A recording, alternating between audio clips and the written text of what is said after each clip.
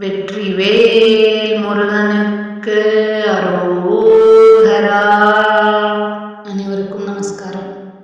எனக்கு அவ்வளோக்கா பாடி பழக்கம் இல்லை. ஆனால் இந்த பாட்டை அவருக்காக பாடணும் அப்படின்னு ரொம்ப ஆசை.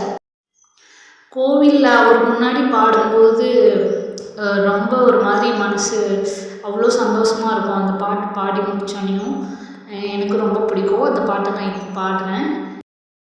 அடி மீது அடி வைத்து அழகா